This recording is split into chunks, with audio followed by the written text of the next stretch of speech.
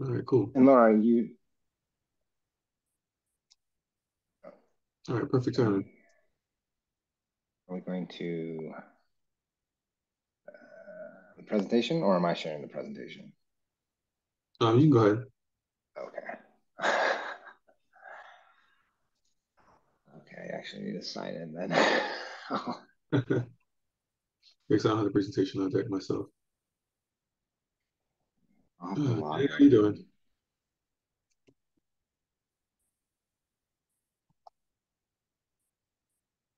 Let's see here.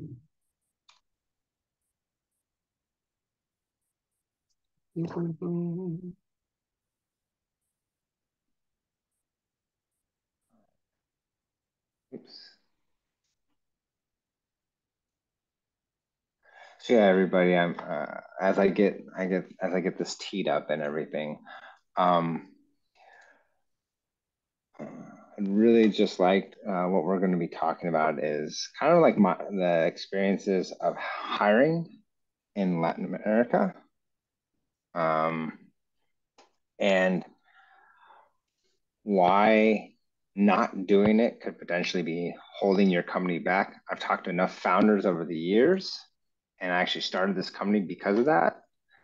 And I see a lot of people as they go out to launch their companies, as they go from an outsourced staffing team to wanting to hire people. And so I'm gonna, I don't know if Lara, how am I gonna share it? I'm on my phone actually. Oops. Or if you want to, Tell me whatever is the best way for you.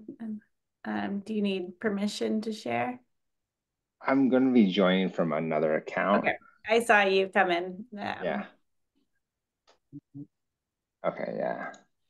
Give that person, give Calvin Sadao to access. I don't want audio. Continue. I'm going to present the screen.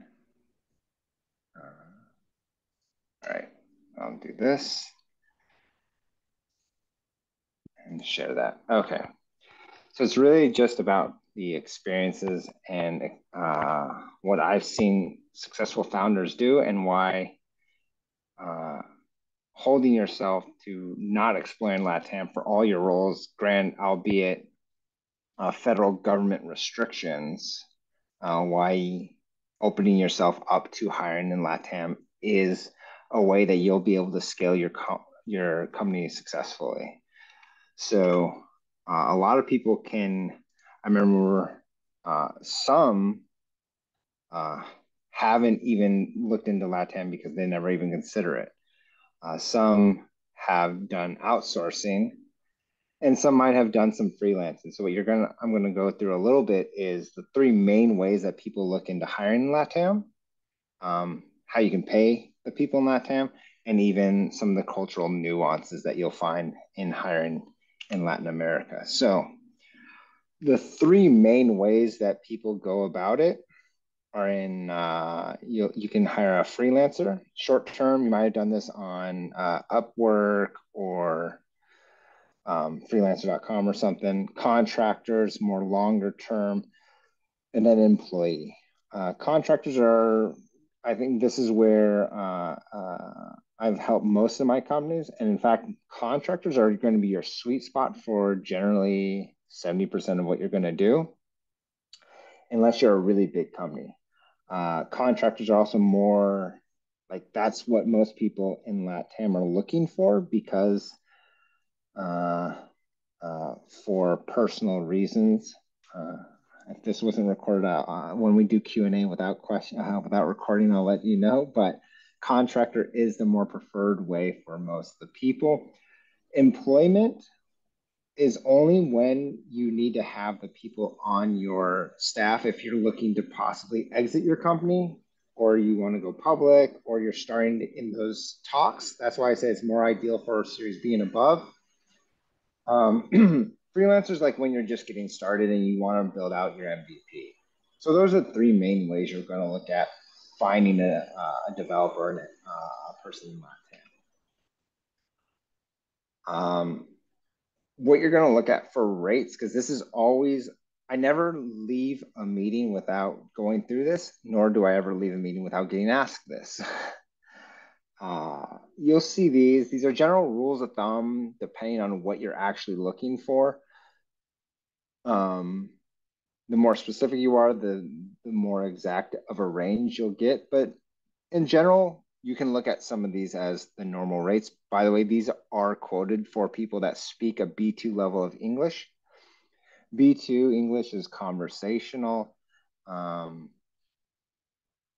higher the English you go, the prices do go up a little. If you happen to speak Spanish, you will actually get a better a price for this, but these are generally for people that have good English skills and are solid developers. Some of the things when looking at hiring and finding people in LATAM is that, and I think this is what's made a really important, been a really important decision at Awana, is when sourcing and finding people, the job boards or places to find people that normally you think of in the States aren't so common. So like job boards are not so common. Freelancer platforms like Upwork and LinkedIn are, but that requires a lot more sourcing, a lot more trial and error. LinkedIn is common to that extent, but the profiles are really hard. So you would just have to either launch the job in LinkedIn and hope for the best, or just randomly reach out to people regardless of if you think their profiles match it or not. The CVs are written more towards companies in LATAM than in the States. And so you'll have to kind of weed through that. They have a different style of teaching how to write a CV for a job. And this might, I'll actually call on James a little bit for the next section, which is like when working with them, right? If you've ever worked with a developer in any, pretty much I've seen this in any non-Western world country, you see this yes to almost everything you say that they can you do this? Yes. Can I do this? Yes. Can you get this done by Friday? Yes. As well as they want to try to do everything on their own. They have this, if I can't do this on my own, I will be fired mentality. And if you, as a founder, as if you're not breaking that barrier down for them, they're going to constantly give you a ton of headaches because they're saying, oh, I can do this, but you're questioning them all the way and they're not getting it done. Because as oddly enough, if they have this mentality, it actually makes you want to fire them more, but in their mind, they think it helps them not to get fired. And I'd actually like to hear a little bit of James's input here because he's hired like 3 or 4 developers out of LATAM. And I'm not sure if they had that mentality when you first started with them, or if you broke that mentality from them and given them the ability to like tell no, or to break down the projects and say, okay, actually, we're not going to get that done by Friday. It's going to take 3 Fridays from now. Yeah, I don't know if when we were kind of onboarding them, if it was like with a certain level of intention, but the culture of the company in general is to kind of be transparent and be okay with like, if someone says, can we achieve something, giving a realistic response as to what can work. It's kind of the culture a little bit. So I think while initially, yeah, you would get some of that.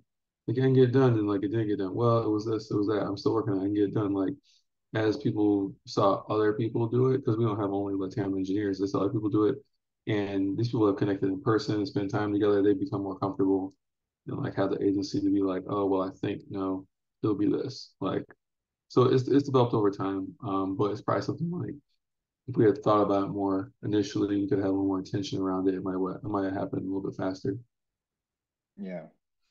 And I think that is one of the key components for companies when looking to hire or find their people outside their own country, especially.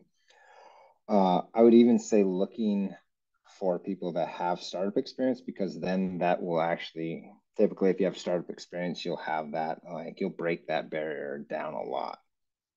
Um, I bring up some of these myths now because I was actually on a podcast and they brought some of these up, and I was actually a little shocked by them. Uh, I'll put the first one out there. People in LATAM aren't lazy, nor do they take siestas. Siestas is actually more of a thing in Spain and not Latin America, where they take a 2 hour lunch. I've lived in Ecuador. I've traveled through many different uh, LATAM countries. And if you're working a quote unquote white collar job, there's no such thing as siestas. You might get a 30-minute break for lunch, but there's no 2 hour breaks for lunch. Uh, and they're far from lazy. Uh, yeah, you definitely don't have to worry about laziness, especially on the engineering side or any professional job that you're looking at. And um, yeah, so that's a myth buster there. Um, in terms of not as good as developers in the States, I mean, unless you're talking about high skills, where even in the States you have a minute subset of people to work with, like PhD AI engineers, you're going to be generally fine with anything. You're gonna find just as good developers in LATAM. And in fact, you can look for better developers for a lower cost. So I was talking with a founder the other day. They were willing to spend 130,000 a month for someone with 5 to 7 years experience in the States. I was like, well, you can look for someone with 15 years of experience that has worked in startups and built them for less than that. So you're going to find, for the pricing, you could actually find better developers for what you would find in the States. Um, and they won't be able to communicate well. Again, you have to find some certain checkpoints. And if you set up certain aspects for your company and how your company communicates, communication is really a company problem, not a person problem. I'd say for the most part, if you are setting up a way for you to communicate with all your employees well, then or contractors well, you'll be fine there. Um, that's kind of like a high level overview. I'm really glad that I had James here today because I think we started off 2 or 3 years ago, and uh, James came to me and he can tell the story. I won't steal his thunder too much, but it was essentially he's you've been looking for a while. I don't know if it was because of us or just the right timing. I'll let you describe that. But is it accurate that you didn't even consider LATAM at the time and you were looking everywhere else? Yeah, I think so. And I think it was kind of funny because, you know, considering you have been in Transparent Collective, it's like I'd never seen a company that does it. It just didn't cross my mind. I mean, in general, outsourcing doesn't cross my mind, right? 'Cause I looked at it Mm-hmm. as outsourcing. I didn't look at it Yep. as, that's why I looked at it as it's outside the country, so I'm outsourcing, not I'm expanding my pool of potential candidates as running my company. You know what I mean? And so that Mm-hmm. reframing kind of changed my thought process into like, oh, all right, yeah, there's way more people that could be coding in other places, and these people in particular are on my time zone or within the Mm-hmm. realm. And so I think beyond what it is to be outsourcing, which is not something I'm into, um, the time zone difference also is not attractive. So Mm-hmm. like you bring people into like this kind of East Coast time, maybe just beyond it time range, then you can actually build a team together as opposed to just like shipping work off and seeing what's there in the morning. It's just a different dynamic. And in your experience, uh, how is the infrastructure that you've set up? What has been successful for that as opposed to the traditional outsourcing model? Um, I think traditional outsourcing model, having only seen it done a few times, not actually done it myself, uh, you're typically getting someone in that country who represents a set of people, you know? So you're interacting with that person's trying to see the vision and communicate it to these folks. But these folks are, typically the people who are telling you yes, yes, yes, for sure.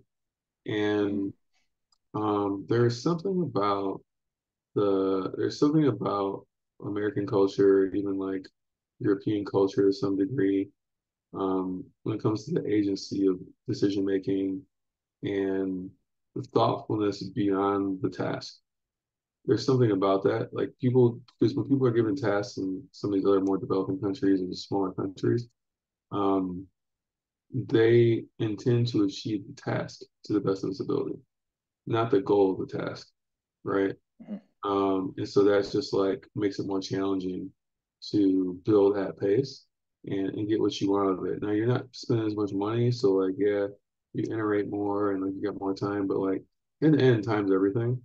And Mhm. so for me, as someone who wanted to be able to know like, I don't know, not that you can't see code when you're outsourcing and all that, but I just wanted to know like these people are following the code patterns that are in my code. I'm not building a bunch of code that's getting plugged in that like we can't retroactively.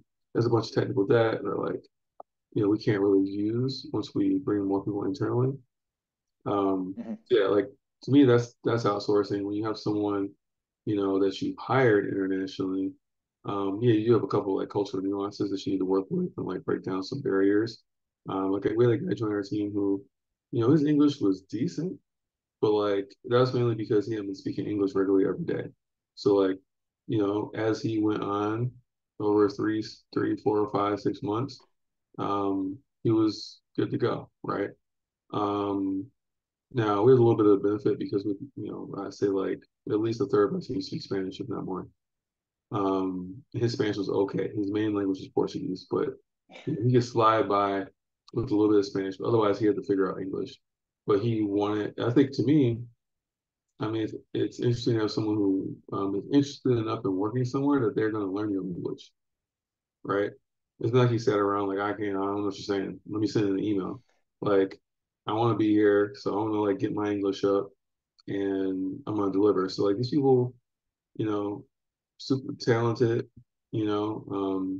wanting like excited. Like, the thing is, you kind of have leverage a little bit because what you find is you might mention this, think you might have a little bit, but like some of those mechanisms around, will they get fired or whatever, and saying yes and all that. Those are like things that happen within the companies they work in LATAM.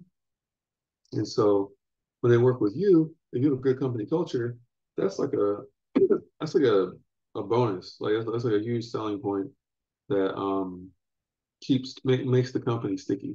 Right? Like, in the US, like engineers can have so many different jobs and all that, But I feel like these guys respect me. Like I have job security. I get to do interesting things. Um, and sometimes they get to travel, correct? Because they're a U.S. Mhm. company and we all get together. So I just feel like a solution of actually acquiring talent just allows us to continue to diversify our own culture so we get more interesting people involved and access the talent that we otherwise couldn't afford, I feel like. And I think what's important for a lot of, so that's kind of post hire. When you were looking at hiring people, I know one of the important things that you were looking for is non-traditional backgrounds for Mm-hmm. founders.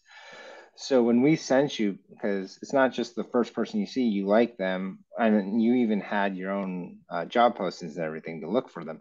But as you're going through your interview process and even your selection process, what was your process to defining that method? And how did you end up eventually deciding on the people you chose? So I mean, when we come hire engineers, we couldn't afford, I feel like, a recruiting company at the time. So it was more about like at that time, like Angelus was still productive. And like that started to dissipate, like as more and more people had coding camps and more and more people were trying to be in the startup space and be engineers, like the quality of the candidacy, like Angelus was just declining rapidly. So we were able to like get some interesting interviews out of it, like in 2018 or 17. By the time like 2020 rolled around, it was like worthless, right? It was like every single person on there had 1 year of engineering experience and like went to like whatever academy to learn to code, right? Um, Yeah. so then it was like, all right, well, we got to go out to some like real sources, and the place where we have the most reach and like the most connection is on LinkedIn. So post it up there. Now you can get a bunch of people applying that you got to filter through, and of course you can get like the people who are the outsourced people who are trying to like pull together work and like pull you and have a conversation. So and also actually the other piece about it is what you realize is once you start going through the process in the US, engineers don't look for jobs. So if you post a job posting out and you're looking for a quality engineer, that person's not coming, right? Like it's the US. Like the best engineers, like they know the next job before it even exists. And they jump from place to place. No one's ever unemployed, right? In LATAM, people have jobs too. But when you have someone who is going out to like network with these people, I mean, they're kind of being that conduit that knows the person that can pull them away from their current thing and put them somewhere new. Um, and so like when I was doing that, we weren't getting what we wanted and realized that people aren't looking for jobs that like what people were looking for. And then Calvin hit me up and was running through his process. He's like, I could put some people in front of you. I was like, well, let me see what you got, right? And I don't think we went through more than like 4 or 5 candidates. Not even. It's maybe 3. And we're like, this is Yeah. the best person we've seen. And he cost what? Sold. Mhm. Right? Like it wasn't even a long process. So I think like um uh I don't know how Calvin's business model works, but he seems to be doing well. Uh when I go other places to get the thing that I'm getting, I gotta pay a lot more money, right? But I think because the way I want to set up, it's more of a long-term model where it's like, because in order to work with these people in these countries, you have to have like domicile, like you have to have like a way to do the proper legal, paperwork and all that around their employment in each one of these spaces. So you have to have that set up, and you have to be able to compensate them, and like that's also handled through Awana. So like, as opposed to trying to find some recruiter who helps you find somebody, it costs you 40 grand to get that person. Like I might pay Calvin 40 grand over 3 years or wherever it is. Like it's going to happen Yeah. over time because I'm paying the people through the platform, and that's fine. It's just a sunk cost into the cost of doing business. It's much more palatable, um, particularly for a company that doesn't have like tens of millions of dollars to hire people. So I think like as soon as I came across that concept, it became hard for me to even go back to original flow of hiring for engineering. And I think there's probably hiring opportunities outside of engineering that I haven't really explored, but there's less of a challenge for me to go get high talent researchers, high talent salespeople. Like there's less of a challenge there. When it comes to engineering, to find high talent engineers, it is not something that you can post up and get. You have to have someone who's like talking to people, who's tapped into networks. And the most cost effective way I found so far was the thing we're doing with Awana. So that's kind of my rundown. I'd even say for those that actually eventually do get started, and this goes against my business model, but it will help you all as founders, is once you get started with like 1 to 2 to 3 people, you now have a network. So your next hire is probably going to be a referral in-house. And I found that this happens with almost every company. I encourage it because, again, it's a testament to the network that we've helped people with. But once you have 2 to 3 engineers on your team, you'll be able to onboard another one through their network. at least for the short term for 1 or 2 hires. It's not a scalable solution. But again, if you need to hire a front end dev or maybe even a DevOps engineer, you can at least you've already started to create your network, and you don't need to come back to an agency just yet to then find your next one. Now, if you need to go to 2 to 3 to 4, going internally is a little harder, but at least for your next one, at least to save some money, you definitely have that advantage of just like, oh, hey, Francisco, do you know anybody that is a DevOps? Oh yeah, I have a friend. And then again, you should have a good interview process, which you can connect with me later and we can talk about that. But you should have a process to vet internal referrals as opposed to just posting up a job, because now you have one layer of trust um, already accepted internally. And I think every company I've worked with has done that. I believe James, you did that too, right? You get I, internal referrals, right? yeah, At least. I think we did one. I Mhm. think we did one. And Yeah. and it works on a short scale, but I think it works on a, like, again, one off hire, but to go beyond that, um, you definitely have to break the cycle again. Um, that's kind of like recruiting in a nutshell. Looking towards LATAM, I think the big thing is the biggest benefit that you can't break is time zone.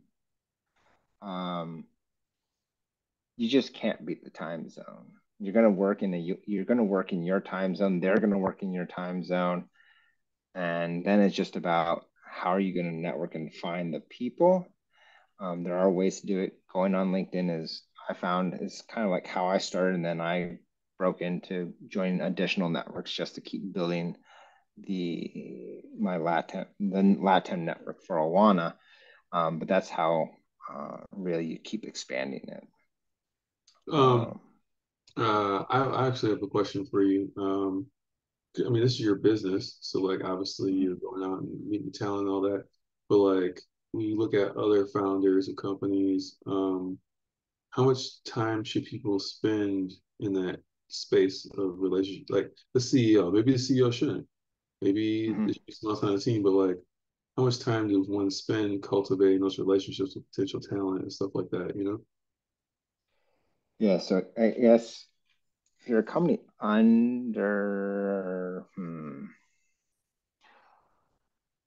would, the easiest way to put it is it depends on the talent that you're hiring as well. But let's just say you're going to look for a senior level position. Um, if I look at in the terms of over the lifespan of what I've done, it's probably like 10 to 20%. But if I look in the minuscule, okay, I need to hire somebody next, it's probably looking at 40 to 60 to 70% of my time to look for that person, because it's important. Um, uh, but then again, the larger your network is, the easier it is to get referrals and suggestions. So then actually over time, your uh, your time that you feel you're spending is less. I will say, for example, there's Daniela here who leads my marketing and everything. She's a superstar for me, and I wouldn't say it's luck that it came across her, because I had been working with someone she knew for a long time, and not actually professionally working, but working in terms of just like building out the network in LATAM. And then one day I go and I write out the job description. I say, okay, let's find someone that looks like this. And Daniela came to my desk that day. So when I say in the long terms of how you're looking at it, it's probably like 10 to 20% of your time overall. But if you're looking to hire someone within the next 3 months, it's probably looking like 40, 60% of your time if you're a company under 10 people. And as the CEO, you're making all those decisions. And so what you do affects the company. And so it's just hard to give that off to somebody else to say, okay, if this doesn't work out, it's on you. And so you have to put in the time. You have to also think about what is the process to hire them? What are the tests that you're going to involve in that? Um, and reviewing each candidate that comes your way. Or if you're sourcing them yourselves, it's even more of a push on yourself. Um, Because if you put a job description, I would say actually putting a job description is harder than just looking for yourself. To kind of go off on a tangent, when I first started the company, I just actually looked for people myself and sourced for exactly what I needed rather than putting job descriptions up. Because I noticed when I put a job description, I get like 100, 200 people, and then I have to go through those to see who was qualified or not. And sometimes it's people not even in the country I'm looking for. Like I get people in Asia applying for jobs when I'm like only looking in Latin America. But if I go and put, okay, I could filter out by certain, do a Boolean search based on certain specifics. I could then find the people, reach out to them. And then over time, if I'm reaching out to 20, 30 people a day, I'm finding somebody that will respond to me. But yeah, you're not like, yeah, if you do the search yourself, you're not reaching out to 5 people. You're probably doing 5 an hour. Cool.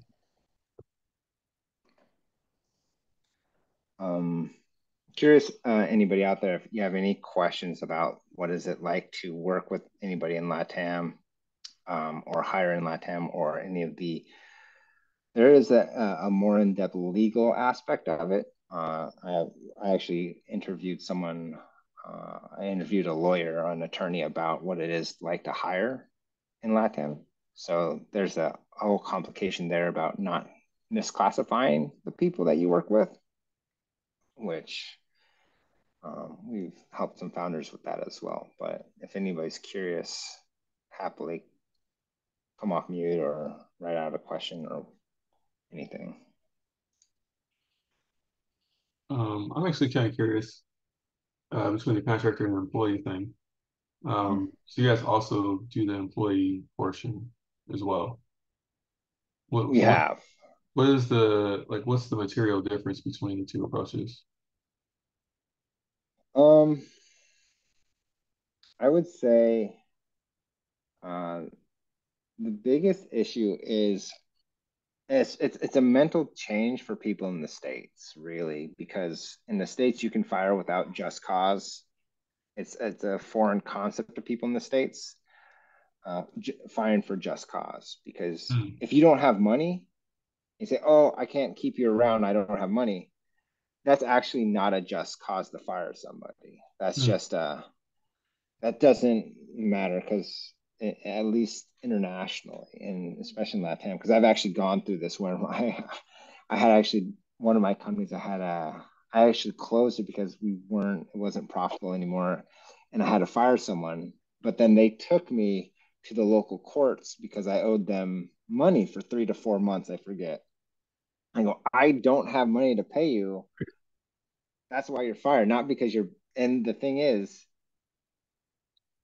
if they didn't do a bad job and you just don't have money, you still have to find a way to pay them. Granted, you're international, so sure, but it's just dealing with that mentally is stressful.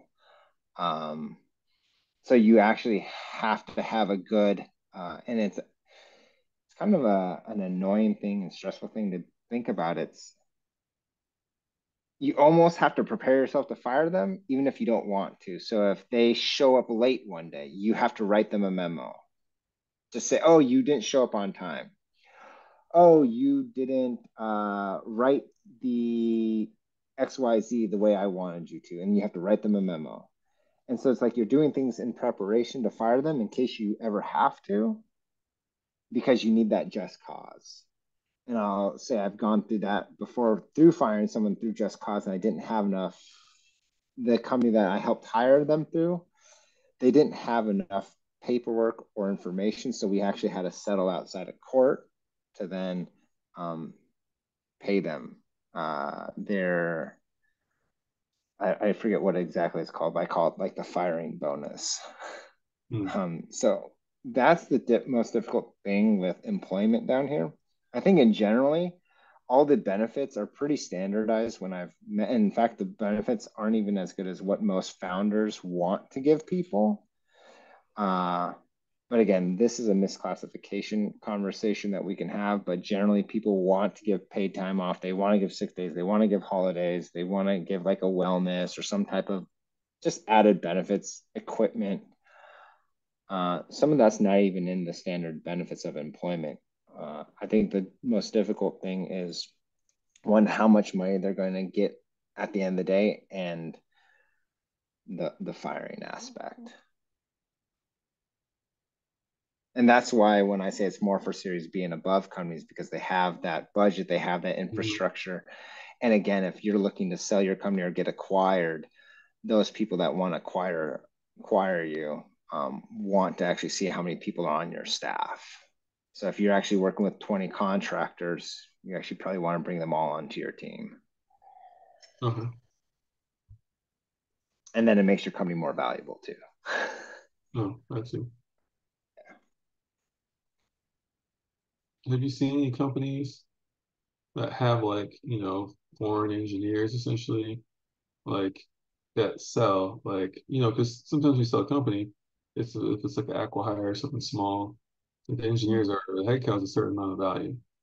Like, have you seen any of that in your history so far? Or like someone sells the company, they got six flat-time engineers, they're contractors, but they're basically full time, like, you know, kind of taking them with to the next thing.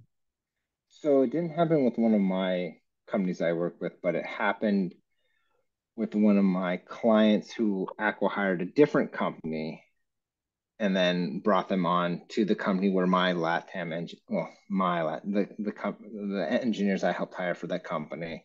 Mm-hmm. Um, Luckily, mine were safe. They actually fired a bunch of other engineers from their original company that were Mm-hmm. in. They weren't LATAM hires I hired in LATAM, but there were other LATAM hires that they hired, and they kept mine but got rid of the other ones. And they kept the hires that they aqua hired. But then it made everybody panic a little bit. It definitely creates a lot of panic within the company. Mm-hmm. I got one more question for you. I'm glad we're seeing you. How have you, we're talking about making payments to these people. How have you, if have you managed like the distribution of equity to people? Like if they're gonna be contractors or employees, like how have you, is there a process there and there's something unique there? For equity, Yeah. um, so equity, I actually talked to a founder about this. I think some companies are out there are trying to solve this. The best one I have found, and he actually sold his company. So what he did was he had an agreement with the people he worked with and reserved some of his, like say you have 2 million employee shares that you want to give out. Well, you can't actually give it to people internationally. At least this is what was explained to me and how I've seen other founders do this. You don't actually, you can't give the shares to them because of international laws or however it Mm-hmm. works. But what they do is they say, okay, if I want to give 100,000 shares to this person, I will reserve the 100,000 shares for them. And if the company ever sells, they get them. Okay. So it actually becomes, I think it then becomes like the company shares that then if the company sells it, the employee or the contractor or employee get those shares. Got it. Especially if they're a contractor, that's how it works. And a friend of mine sold his company and the person had 100,000 shares and he sold his company, I don't know, for a few $1 million. And so the person got like $1.50 a share. And so he Mm. just paid him out the $1.50 a share. Okay. Cool. So again, I don't know if that's exactly how it works, but that's how he did it. And that's generally how I think it could work. I think maybe some of the other more professional sites have a different way of doing it, but I also think it's pretty complicated internationally. And that seems like if you're the founder, you do control the shares. As long if, especially early on, you can reserve some of those and say, I'm going to reserve them for the people that I hire, and then you just have an internal contract with whoever and say, okay, you'll get 100,000 shares. Mm. Yeah.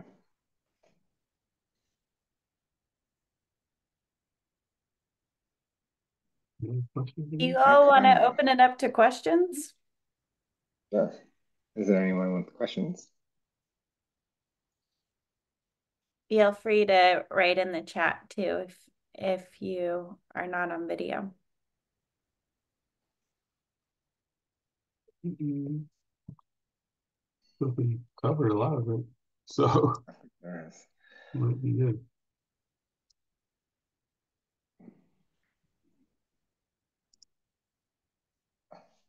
I think the one thing that people will want to know about that they'll have to be careful about is misclassification, which is more of a legal thing. I Google it, or you can check out. I did a podcast with the legal team from Oyster, and they kind of explained it. I also talked to people from Plane about a little bit about this as well. So check those out, or just Google "don't misclassify contractors." Essentially, the easiest way to think about it is on paper, if it looks like an employee, then the government's going to think they're an employee. Um, if you're small enough, no one's going to care. That's not legal advice. um, yeah, definitely take a look if you're looking at generally budgeting how much to um, pay someone in LATAM. We put out a compensation report of what you can kind of expect. The slides give you a general rough estimation about that. People always ask me like, how much is it going to cost me for this type of person? Um, I would generally say the job descriptions I receive are not very good. So the compensation report is a good rule of thumb. Uh, Only when you get more specific into specific and then specific tools that are not as common will the prices tend to fluctuate. Or if you jump into a more less in demand but higher pool of candidates, will the prices start to drop. Or if you yourself speak Spanish, then you can actually get even lower pricing. I would even say probably about half, generally about roughly half of what I put up there if you're looking for just a Spanish speaking person that doesn't speak any English.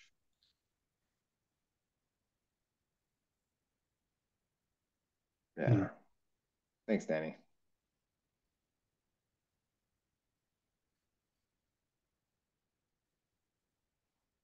Okay. Cool, man. Any thoughts, James? Yeah. No, I think we covered a lot of it. We got to record it so we can share it out. Yeah. Cool. So we should be good to go, and hopefully got more people working with the Awana. It's been going good for me. Rock on. I appreciate it. All right, man. See ya. Talk soon. Thanks all. See ya. Bye bye.